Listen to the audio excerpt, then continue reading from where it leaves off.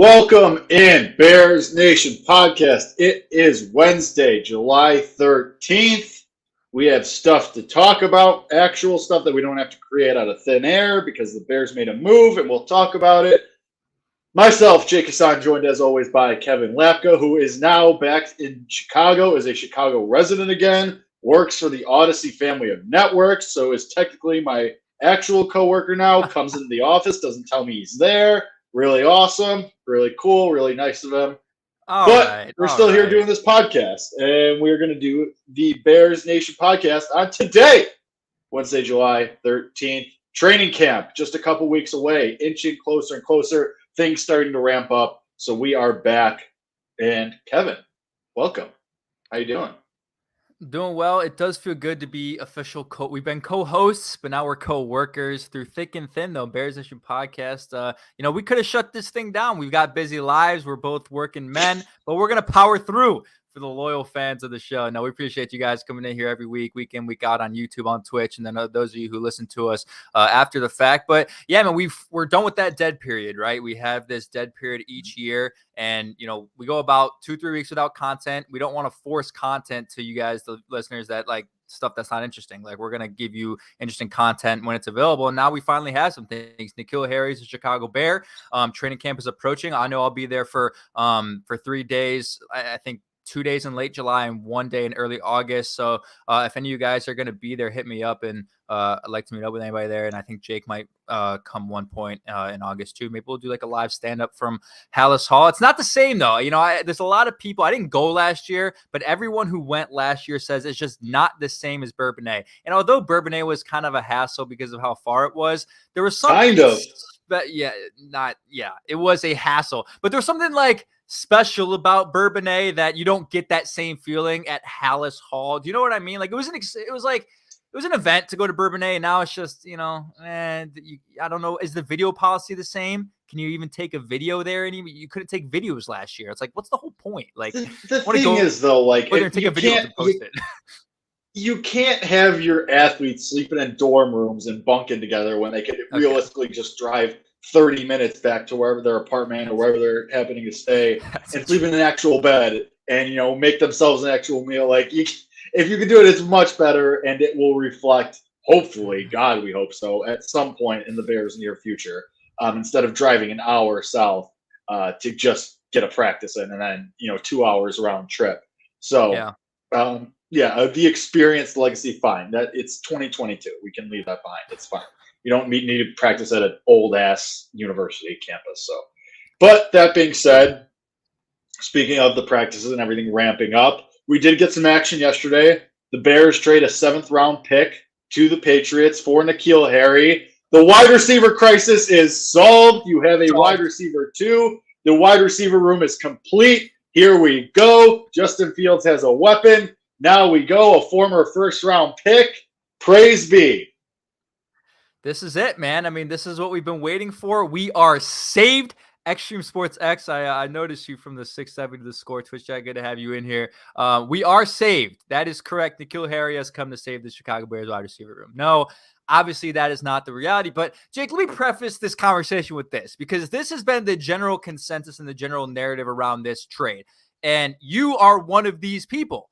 You are shitting on it. You're calling him mid. Okay. Hold on. I did not shit on it. I did not shit on it. I said, what was my exact? I will bring up the tweet right now. Pull up the receipts. All right. He said he's a whole bunch of mid and nothing else. Precisely. So, today, just now, I said I can't wait to talk about how mid N'Keal Harry is, because he is extremely mid. And then when the trade was announced, I said, sigh, I guess, sure. Like, that's like, this is not a move that, like, I didn't shit on it. I just said, okay, like, this is but here's the problem though. Here's the problem, in my opinion, with that reaction. Like, this is fine, but the whole narrative around the wide receiver room for 5 months now has been, you don't have anybody good enough. You don't have enough weapons for Justin Fields. At this point, you just need bodies. And Ryan Poles goes out and Fair. gets you a guy that can potentially be something for a worthless 7th-round pick that's not going to mean anything. So it's not like they lost the trade because they gave up That's too much 2 years capital. from now as well, too. That's 2 years from now. We don't have to like that. Those things do not matter. This is a guy, huge frame, 6'4", 225 frame, was a first-round draft pick for a reason. New England drafted a guy, a wide receiver he was the first wide receiver they had drafted in the first round in forever. They never do that. The New England Patriots never draft a wide receiver in the first round. They did with N'Keal Harry. They saw something in him. He didn't pan out his first 2 years. Last year in 2021, he actually requested a trade in the offseason. They did not grant that to him. He played out the rest of the year, probably not really wanting there. I think he said in the media, he's like, oh, actually, I do want to be here, just to kind of save face after requesting a trade type stuff. But he didn't want to be there. He didn't want to be on that team. Kendrick Bourne was getting all the love. Jacoby Myers was getting all the love. But the reason why I'm kind of angry at those on Twitter and just the general reaction to this is like, they're bashing Ryan Poles. It's like, look, this is the exact type of receiver you needed in the room. You needed a big body guy. A lot of you guys are smaller, they're faster, they're twitchier, they're slot guys, they're shorter, they're run after catch guys. This is just a guy where, hey, you need a bigger body in the red zone or a bigger body at any point on the field. This is your guy. And he went out and got that guy. And look, if he doesn't work out, like I'd say there's a 50-50 chance right now N'Keal Harry makes the roster versus getting cut. Like we see these things happen all the time. Oh, I'd put it higher than that. I'd put it higher than 50. That he gets cut or that he makes the roster? That he makes the roster. Do you think there's a high chance that he makes the roster? Compared to Tajay Sharp and unfortunately Daz Newsome? Yes. 1,000%. Hey, so here's what's working in N'Keal Harry's favor just from making the roster standpoint. That first round pick pedigree that you talked about. Correct. The fact that he's by far the biggest receiver in this room. It's 6'4" and 200-something pounds. So that puts him far and away. Extreme Sports said Brandon Marshall type measurables there. And 3, even though it's a 7th-round pick, it's still an asset, and teams do not like to give up assets just for guys they're going to cut. Usually, generally. And I know it's not for the draft following this upcoming one. Right. You know what I mean?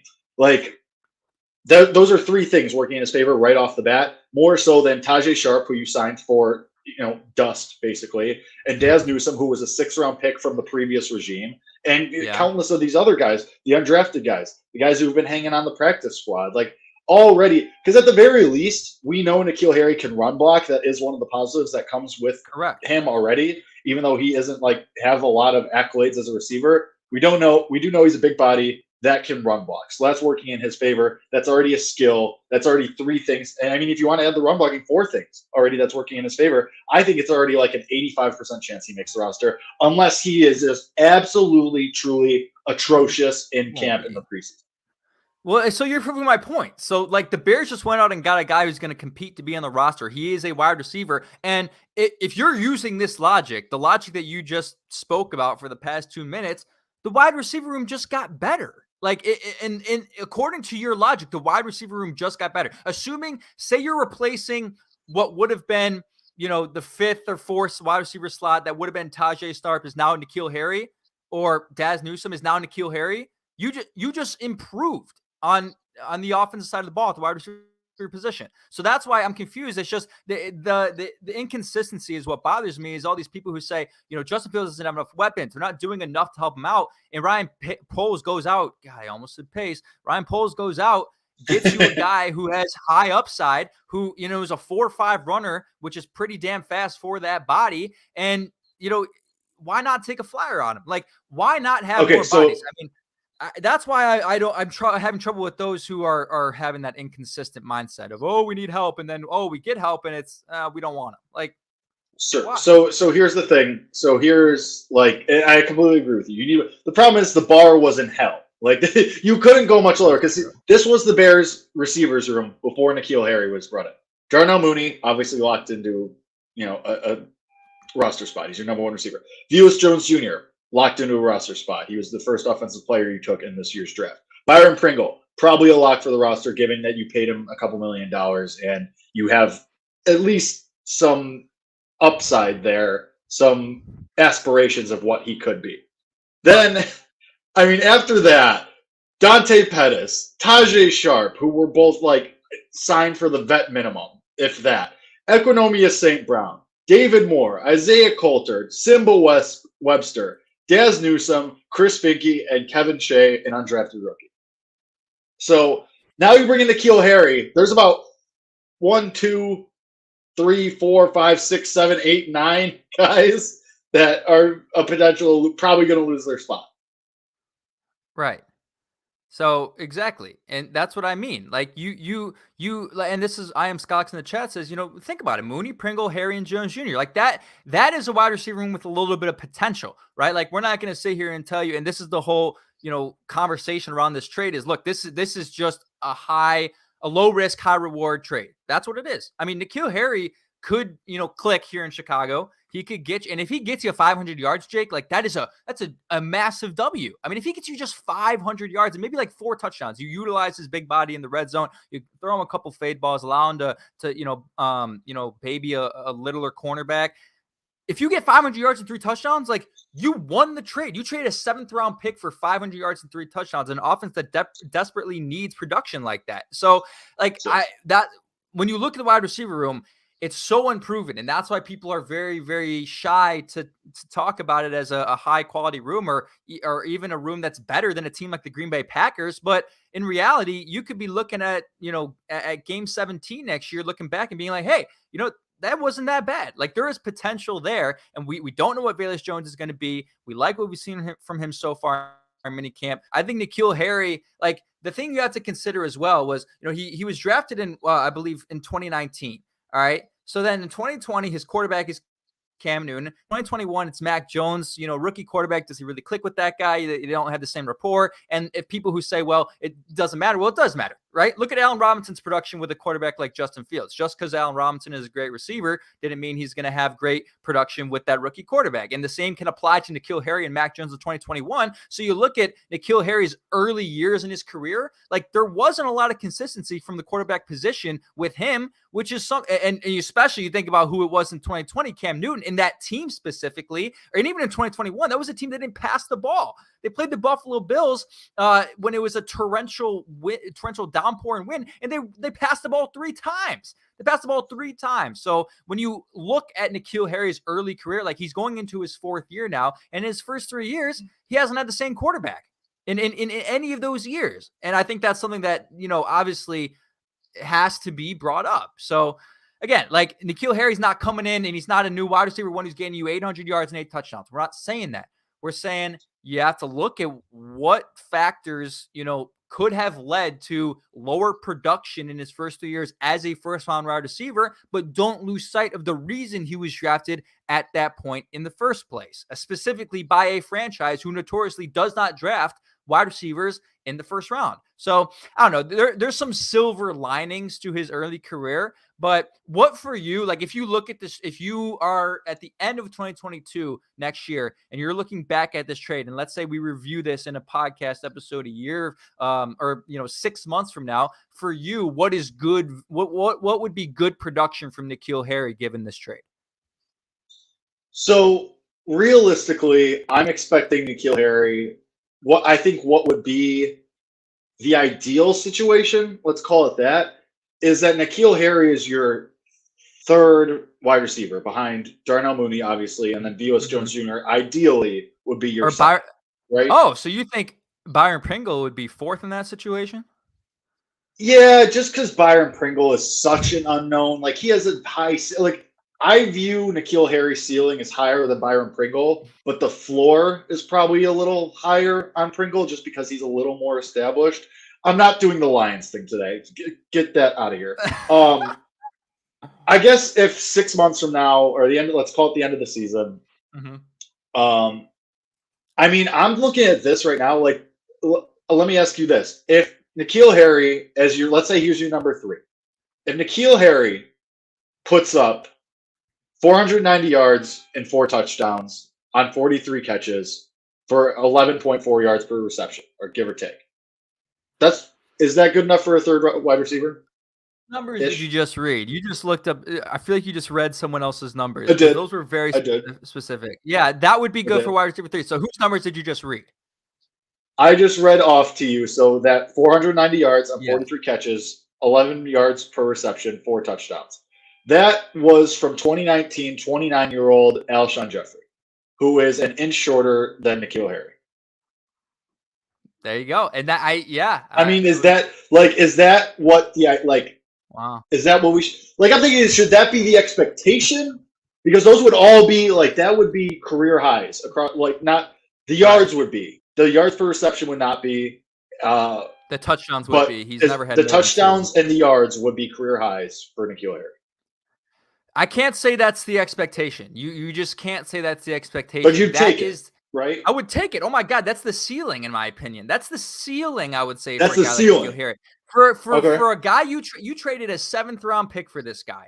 I'm telling you, the ceiling is 490 yards, 43 receptions, 4 touchdowns. Again, oh my God, that is significant value. Look what were Jakeem Grant's stats last year, simply as a receiver. And that was a guy you traded for a 6th round pick. So you can kind of compare it that way. Now, of course, it's hard to evaluate because Jakeem Grant was brought in as a returner. That's why he was Well, and he came in what? Week 4? I mean, he came in halfway through the season.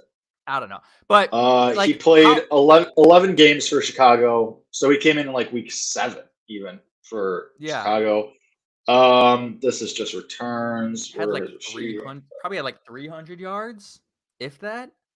I mean, he had the huge play against Green Bay that probably boosted it. But okay, here we go. Jakeem Grant, 15 targets, 9 catches, 139 yards, 2 touchdowns.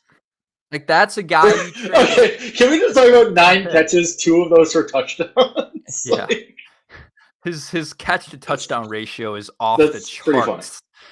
Yeah, really. Yeah. Now I think you would expect way more than that for N'Keal Harry. Yeah, well, exactly. And that's what I'm saying. So, again, if people really want to break down the value of this trade, which I don't think there are many people who are really going to go to the links to do that, again, it's a 7th round pick. But if you're getting 500 yards, which is kind of the benchmark that I said, and 4 touchdowns, oh my God, you won the trade and you made the New England Patriots look foolish. So I don't know. Right. I'm completely fine with this trade. Obviously the Bears did not get fleeced. And again, I don't think anyone should be in a position right now. And if you are, I would suggest changing your mindset that this was not a trade the Bears should have made. Now, let me point out the caveat that would I rather have had them pick up Julio Jones on a 1-year, $3 million contract, or maybe even Emmanuel Sanders on a 1-year, $1.5 million contract? Sure.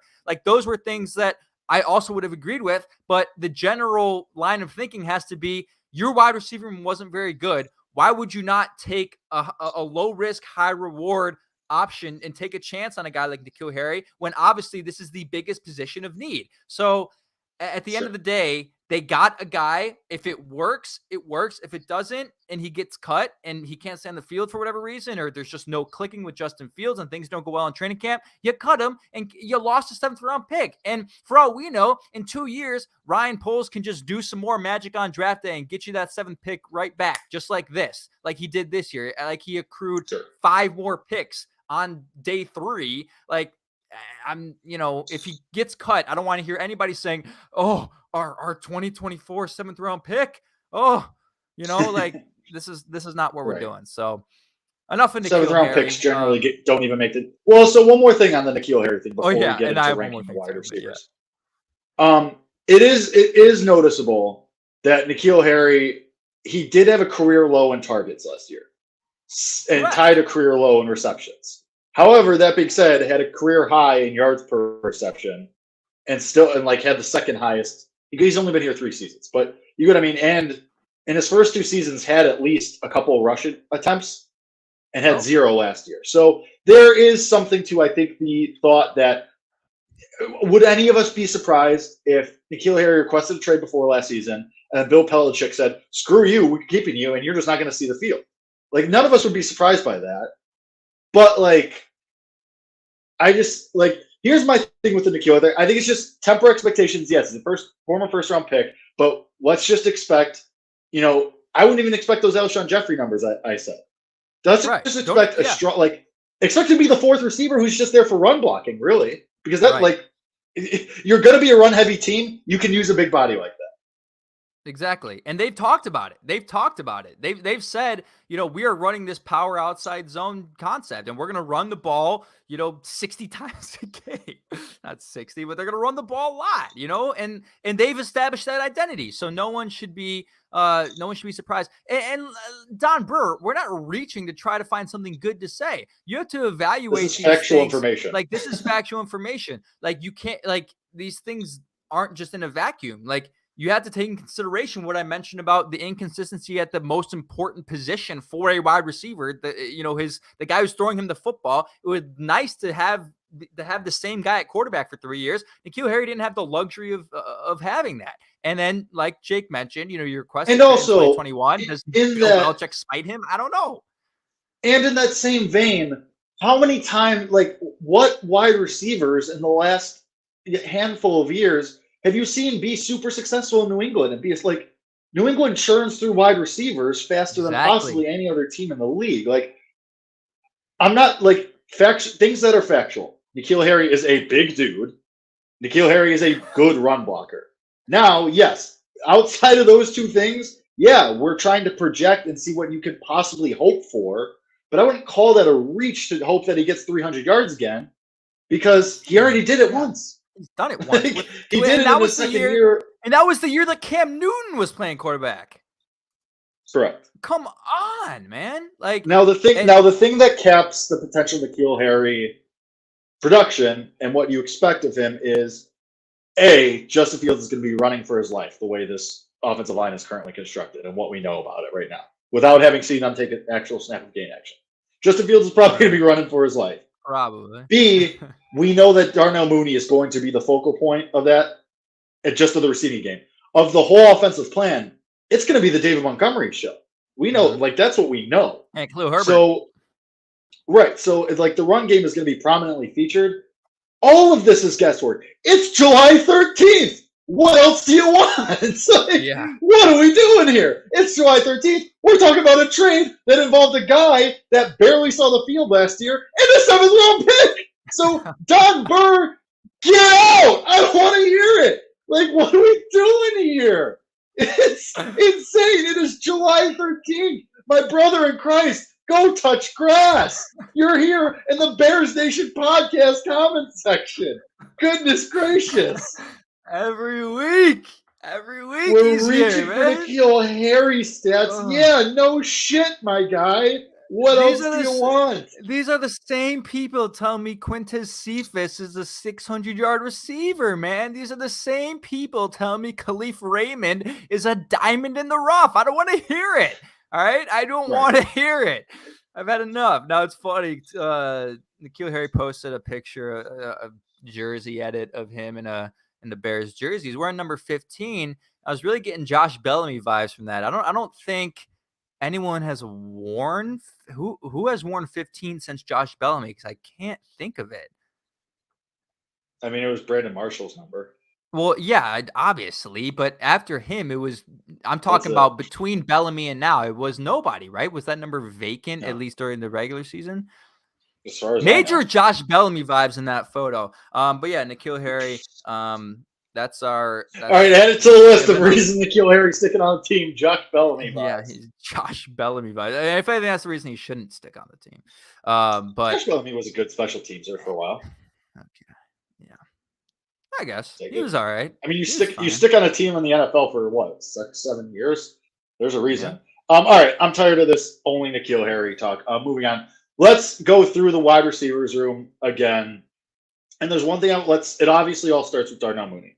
Far and away, obviously, he's your number one. Correct. Expect him to take a leap. Kevin, you expect him to clear 1,200 yards, which I don't think is unreasonable because he's Justin Fields' guy, and we expect him to hopefully have more room to maneuver with.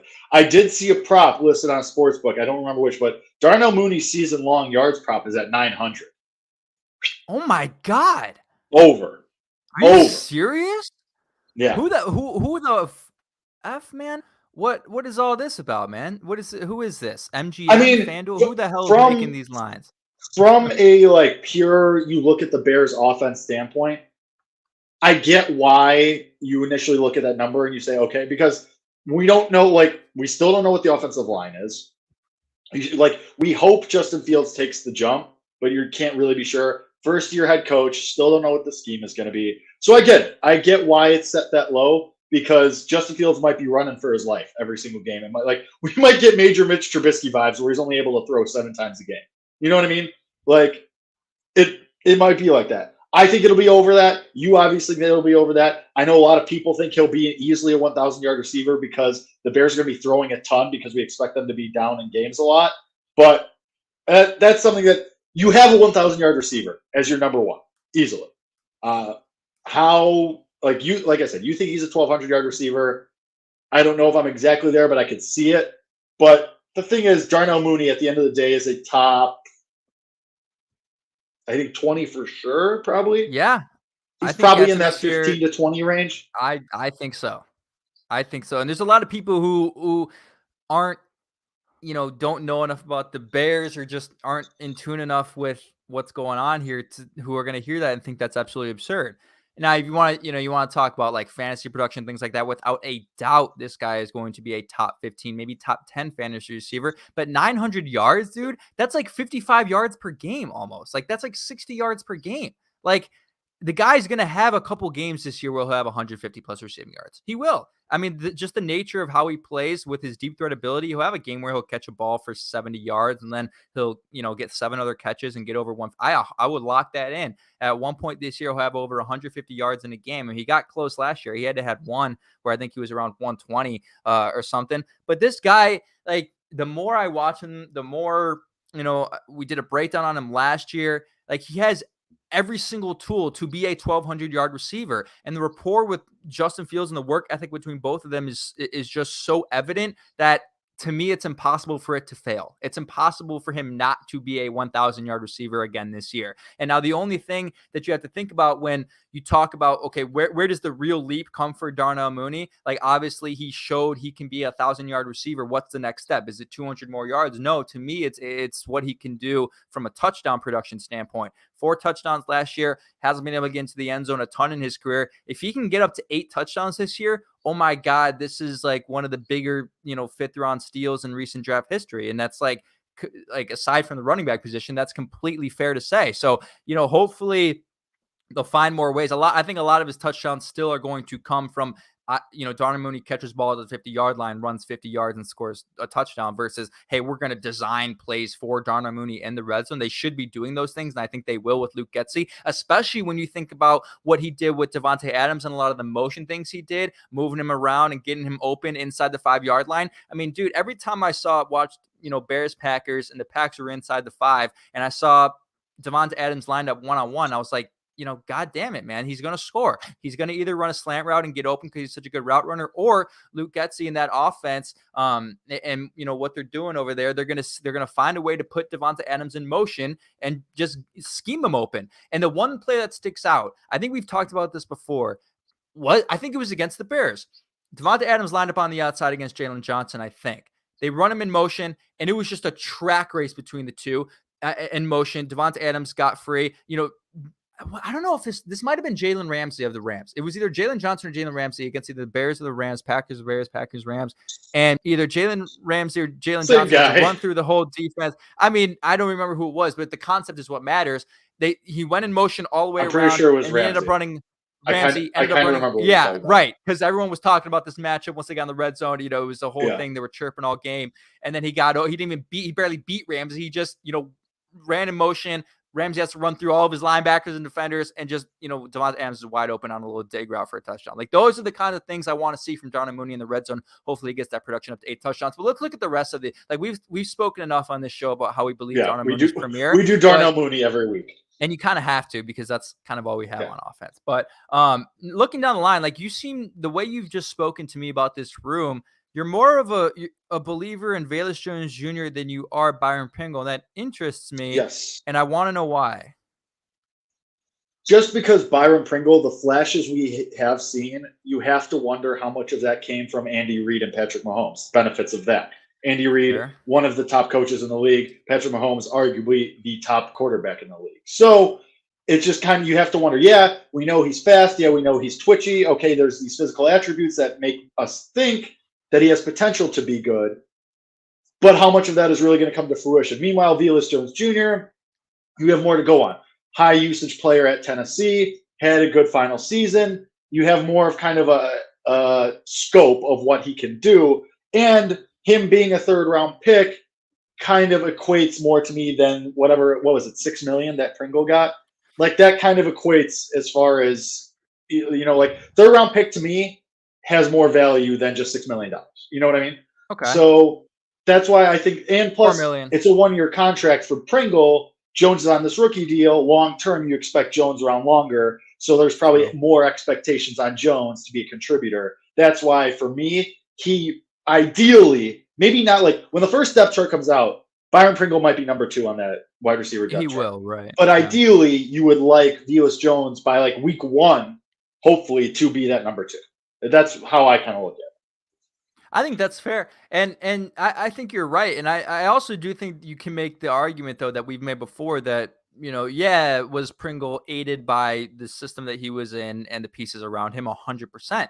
But also, he was never even close to being a legitimate wide receiver 3 for that team. I mean, he didn't even start a majority of the games last year and in years past. So there are people who believe that just given a larger target share and more opportunities that you'll see more of him. So I think you have to take both things into consideration. The fact that, he was heavily aided by the team that he was on, but also that team also wasn't providing him with significant opportunities. And in Chicago, he's going to get that. And we might, unlock his potential here in Chicago. But I think you're right. Like, we'd be happier as far as the projection of this team because people are already looking beyond 2022 and are focusing themselves on 2023 and what will happen that year, because that's the year the Super Bowl window theoretically should begin. Then you would like to see Velus Jones Jr. be a more productive wide receiver than Byron Pringle this year, given what you mentioned, the fact that Pringle's on a 1-year contract with the odds of him re-signing a long-term deal after that being very low,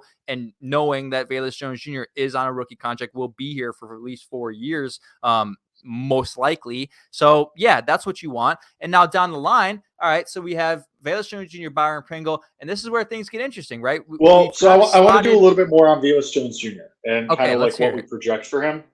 So if we expect him and we hope for him to be the number 2, and we're trying to kind of cap what we think this passing attack can be and what this offense can be, let me ask you this. So kind of a similar exercise that we did with N'Keal Harry.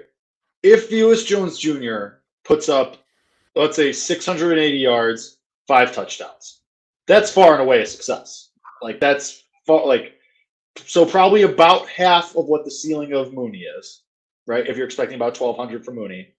But if Velus Jones Jr. puts up, let's say, that 600 to 700 range and a handful of touchdowns, I think that's far and away like a slam dunk for a 3rd-round pick. I would agree.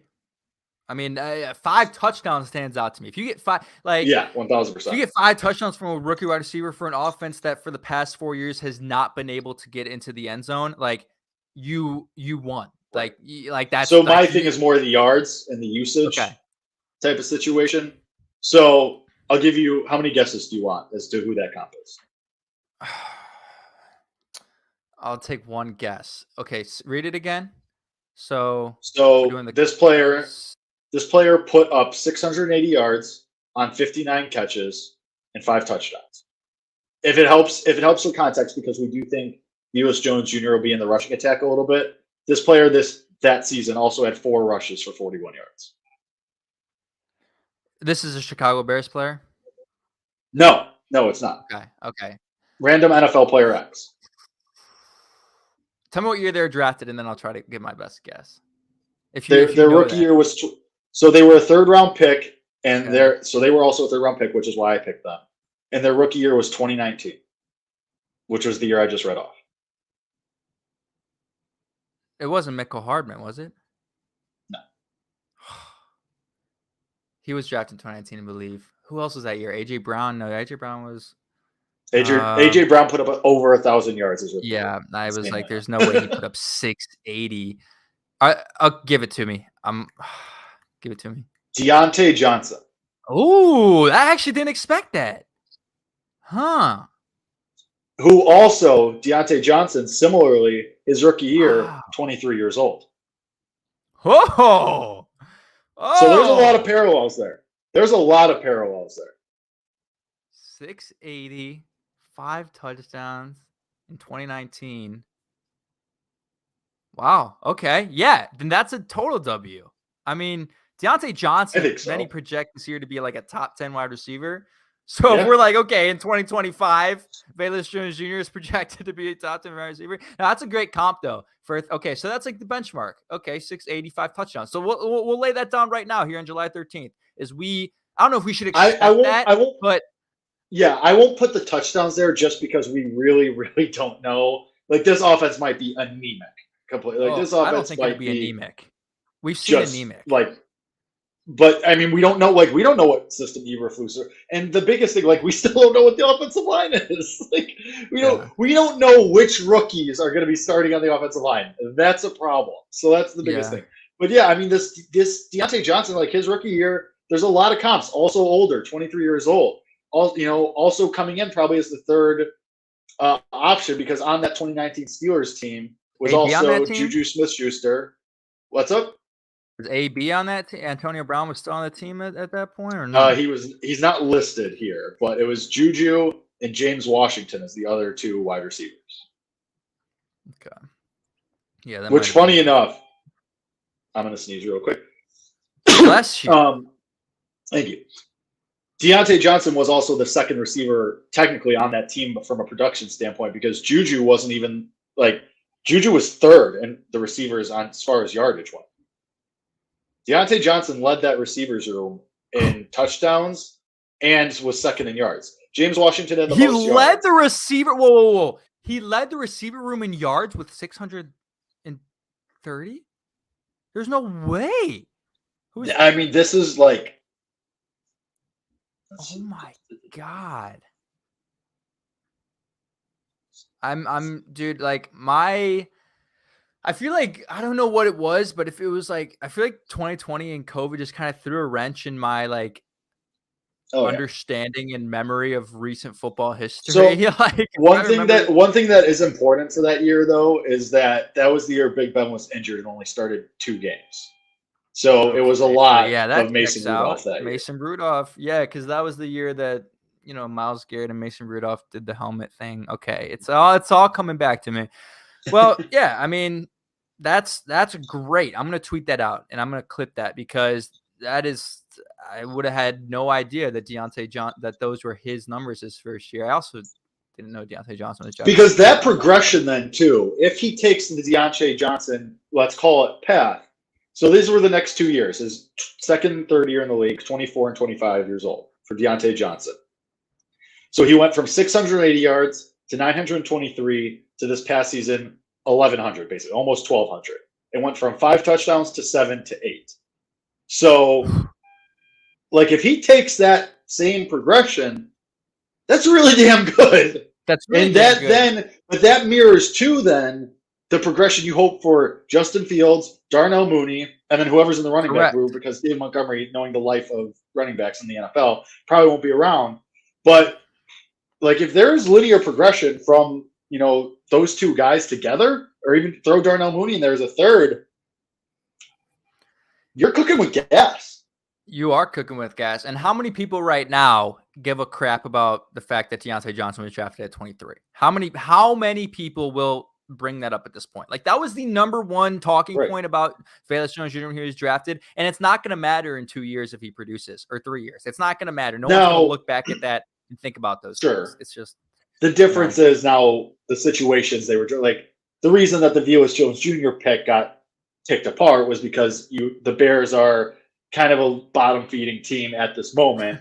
We could discuss their ceiling, whatever, but at this moment you're like, can you really afford to take that type of like the Steelers in 2019 were still firmly in the playoff picture, a contending team, especially at the time, 3 years ago, Ben Roethlisberger, not last season notwithstanding, was more healthy before he got hurt, obviously. So a little bit different situations, but I think the comps are there, obviously, as we've just discussed for the last 5-10 minutes. Sort of similar players too, as far as the Sure. way they play, similar. But and so now we can move past that and see. This is where things get murky. And I was talking to Jake earlier. I think they'll probably carry 6 wide receivers, I have to imagine. So after that, you got we're both in agreement that N'Keal Harry's probably going to be that wide receiver 4, at least right now. As we enter a little training camp preview, he'll be right now wide receiver 4 until he proves himself. And after that, like, I don't know. Like, I look at that, and this is where I get really, really curious about how this organization, this front office now values a guy like Daz Newsome. Because you mentioned the fact that, again, friend of the program, Daz Newsome, great guy, had a lot of good, thoughts and ideas of what we thought he could be last year. And he is another player, as were many, that were victim to the, Matt Nagy curse of I'm not going to play young players. And that either, and in certain situations, it could have either been the fact that the player wasn't good enough to be on the field, or the fact that Matt Nagy just didn't want to play younger guys. And this organization, and this front office, and Matty Rufus have been very outspoken that they are going to play their younger players. They are going to, especially this year, they are not going to be shy about putting guys who may not be quote unquote ready onto the field. And boy, did I wish we had this front office and this coaching staff last year, because Justin Fields would have started week 1 with this type of thinking. And that's what you needed. And you need to give guys like Daz Newsome reps. You're not going to know if they're good or not until they get onto the field and play. And the example that Thomas Graham Jr. Exactly. That's exactly what I was going to say. That's the only example you need. But I look at that and I see this is a big offseason for Daz Newsome, because this is almost a make or break it for his career, man. Like, he hasn't shown anything yet. Yeah. He had a lot of his value in the draft coming out was the fact that he was a return specialist. He's not going to be the primary returner unless something drastic changes. He's not going to be the primary returner. He's going to have to show himself as a legit wide receiver and as a threat at that position. And I hope he does. But I think, it's kind of up in the air where he's at. But then after that, you're probably taking Equanimeous St. Brown. Maybe I don't imagine in any scenario you take a Tajay Sharp or a Dante Pettis or any of those guys over an Equanimeous St. Brown. I'm pretty sure, given his rapport with Luke Getsy, given the fact that they signed him that early in the offseason, the contract they gave him, that he's a lock to at least make the roster unless things go wrong. So, after those top 5, let's say the top 5 is 1 Mooney, 2 Velus Jones Jr., 3 Pringle, 4 Harry, 5 Equanimeous St. Brown, and then 6 is either Daz Newsome or one of those guys, Dante Pettis and Simba Webster, Tajay Sharp, any of those guys. But I think in to project, we'll do an episode later in training camp of who we think is going to get cut and who we think is going to make the 52-man roster. I think in a scenario like that, and this applies to majority of the position group, they're probably going to favor the younger guys, right? Like, why? You would hope. Why not? Yeah, like. Right. And this is, again, something that the last regime did not do. Like, in this situation, the state that the Bears are in, just take a flyer on Daz Newsome. He's going to be 23, 24. Why would you not take him over a guy like Tajay Sharp? That's why, I don't know. But the wide receiver room after 5 is kind of a toss-up, and in my opinion, doesn't really matter too much. But where do you? Well, that's like any position on an NFL roster. Though. I mean, but the last guy, that 6th, 7th, 5th, guy that's at that trying to grab that last spot in the room. It's always going to be in flux. It's always going to be up for grabs, and again, it's July 13th. Training camp doesn't even start for 3 weeks. So it's like, how can you, some of these guys might not even be on the team come training camp, so it's I don't know. How can you really say? Cut before training camp. Well, you know what I mean. But is the chance not there? Is the chance there? Right. It's July 13th. Anything goes in the NFL. You know what I mean? Yeah, you're absolutely right. Also, quick aside, that's not a Bears thing. Yeah, I saw you laugh. Zach Wilson has received more MVP votes than Patrick Mahomes, Aaron Rodgers, and Tom Brady at Caesars Sportsbook. In the last 4 days, or is this the whole? Yep, the last couple days. Yeah. I love people. That's so great. Did I they love actually it. now what I want to know is, did the sportsbooks actually change his odds at all? Oh no, There's no way. I doubt it. I'd be shocked, but that would be Unless they're hilarious. noticing, unless they're noticing the market's like, oh crap, all these people are getting Zach Wilson MVP tickets at plus, what is he at? Plus 8,000 or something? 150 to 1. 150 to 1. Did you do it? You seem No, like I did. I thought about it. I won't lie. I thought about it. I thought Here's a about putting question for you. $5 on it. Here's a legit question for you. Actually, this is actually good. You segue Okay. into your question. Better MVP vote, or better MVP bet rather, Justin Fields or Zach Wilson for this year? Zach Wilson. Incorrect, I think. And I'll tell you why. Because there is a higher chance. There's a higher chance the Jets are in or around the playoff picture than the Bears. Okay. Because I don't even know if I can disagree. I know actually no. I disagree. You're completely wrong. They're not winning that division, and the seventh wildcard team in that conference is going to be 11-6. That conference is way too good. But the Bears could get in at 8-9 in the NFC. There's a non-zero chance that the Jets are kind of good. There's a non-zero chance. There is a I can agree with that partially. There is a higher chance of that than the Bears being good. The Jets have a more complete team. So there's a difference. There is a chance that I could.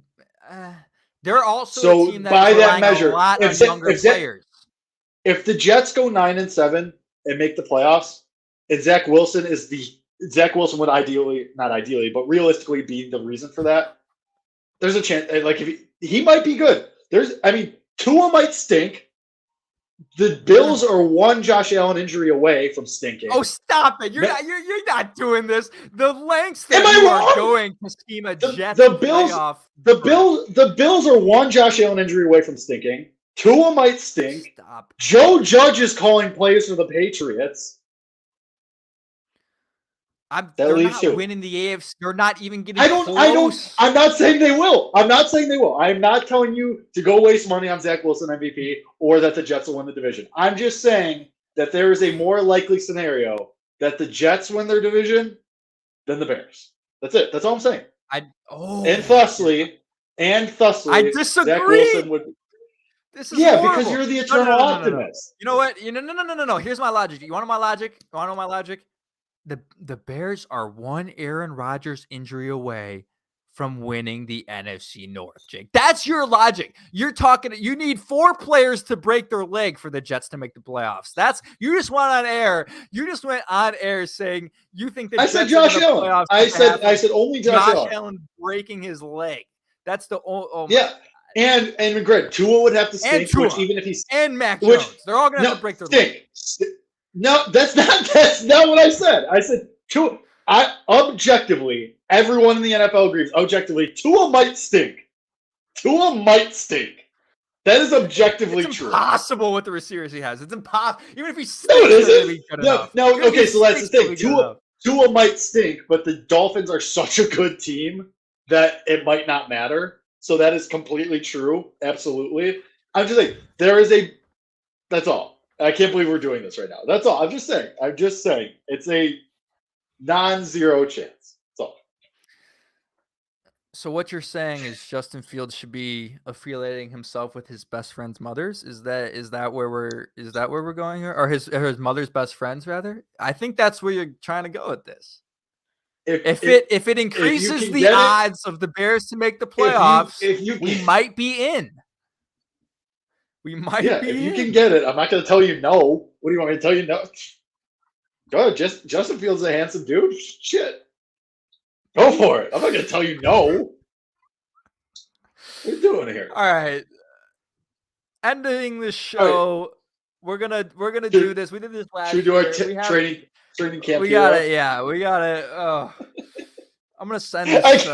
We just spent 5 minutes on that. We should have spent more because the story itself is just It's making its rounds on the I mean, the internet, story and itself has been beat into the ground. You could, it you has. could look that up yourself. If you don't know Okay, what we're talking about, just search Zach Wilson on yeah, Twitter, and that's it. right. Yeah. All right. Couple minutes left. We'll do our training camp hero, our annual Tanner Gentry training camp hero of the year. The guy who's going to come out in training camp. Everyone's going to be obsessed with him, and we're going to hope that he makes the roster, and he inevitably probably gets cut in week 3 of the preseason. Probably. And then makes the practice squad, and then is sticking around all year, and everyone is like, oh, where is he? He could be good. And then he comes up for one game. He's like, nope, he stinks. So, Kevin, you go first. Now, look, there are 2 requirements for this award or this player. There's 2 requirements. One, they have to have one like insanely viral training camp video. It's always that one viral training camp video. Everyone's like, who the hell is this guy?